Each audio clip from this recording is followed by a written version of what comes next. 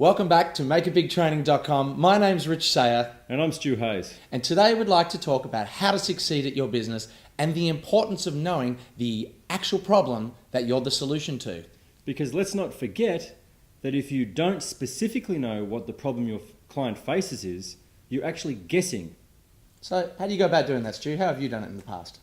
Well, the most important thing to do, of course, is to pick up the phone and ask, or to find out what your client wants through some other mechanism. So what, you literally just pick up the phone and say, "Hi, my name's Stu. I'm wanting to know what problems you have." Look, there's a number of ways that I like to go about doing it, but before I get into some of those, I'd like to share, if it's okay with you, a little story about our very first business 25 years ago. Is that okay? It's okay, and this is a doozy.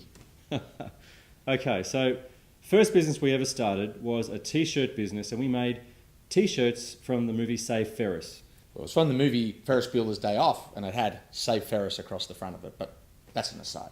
In any case, compared to the amount of pocket money that Rich and I were making at that time, we made a real staggering amount of money from this exercise. It was pretty exciting times, wasn't it? And we also started to feel that, we're actually really good, instinctive business owners. Why don't we start a marketing business and go and offer our services to the largest 500 companies in our country?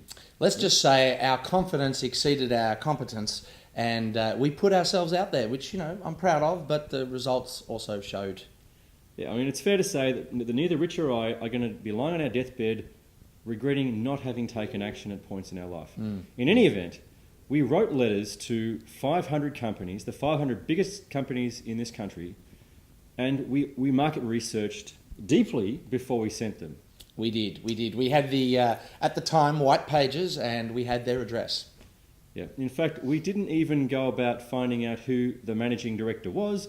We simply wrote a letter to the managing director of the company and then professed to explain how we felt they were getting things wrong and how we, being very instinctively great marketers, would be able to fix those things for them. Yeah. We didn't know a lot, and we had an inflated self-opinion, I think. Yeah, well, but we were also 17 years of age at the time when this happened.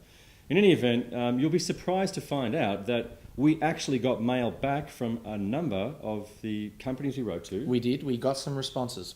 Yeah, return to sender was the common response. That's true. And we didn't actually get any appointments. We didn't actually understand the needs of a single one of the clients that we wrote to. No. In fact, we were more caught up with our problems than with the problems of the businesses that we were hoping to solve. I think it's fair to say. It's probably fair to say that too. So the learning from all that was the importance of finding out truly what your client's pain is. Now, I know that Rich has done this in his business on many occasions. Now, talk about some of those, Rich. What's the impact of really understanding what the pain is that your client has? First and foremost, it's about communication. So if you understand the problem that your customer has, you're able to say it back to them in words they understand. You're able to express what it feels like to have that problem, and their response is automatically, "Oh, you get it." And it creates rapport, first and foremost. It's about creating rapport. So your customer now knows that you know their problem, and that's the first step towards you becoming the solution. I've found it most important to actually sell the problem rather than to sell the solution, Stu. Okay. Thanks, Rich. And what about for people who are watching this video right now, what types of things should they do to go about finding out what their clients' needs would be? Well, the first place to start is with your existing clients, and a lot of people make the mistake of trying to solve a lot of problems for a lot of new potential business. I've found the greatest success has come in my business where I've focused on the customers who I already have a relationship with. The cheapest customer is the one you've got. You don't have to advertise to get them, and they already trust you. You owe it to them, if you want to look at it that way, to try and help them as much as possible. You become more valuable in their business as a supplier as you identify more problems that you can solve. So in my entertainment and event company, Instinct, we now look at not just providing, for instance, a band, but then maybe a comedian, an MC, a host, your audio-visual requirements, even catering, even finding the right location for your event. So we've expanded what we offer the market. by understanding more of the problems that the individuals or the human beings within that company need solved. Companies have problems, but it's actually the people within the companies that have the problems. And learning to speak to them specifically about their problems and asking them has been the greatest step towards our success. Okay, thank you. Of course, if your business hasn't started, the places you can go to try to find insight into the types of problems that your client might have are places like LinkedIn and social media forums. Get on the internet, try to find topical things that are happening in an industry, or if you can, reach out and find the specific people who are the principals of your client and find out what they do, what their interests are, learn about them, and through that you can start to build an insight about the person and the types of problems that they may have.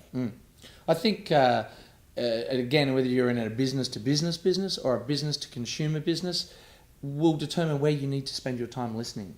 But certainly listening to complaints is really looking for opportunity. Where people are complaining and there's a problem, you can be the solution. And I think that's a great step towards your success, is to spend your time listening for people complaining and looking for problems. We're in the problem distribution business, so to speak. No, it's an excellent point. This has been makeitbigtraining.com. We would value your contributions and thoughts. Please post them by sharing on this page. Click on the link and subscribe, and come and grab some great tips on making it big in life, career and business. We look forward to speaking to you again. Thanks very much.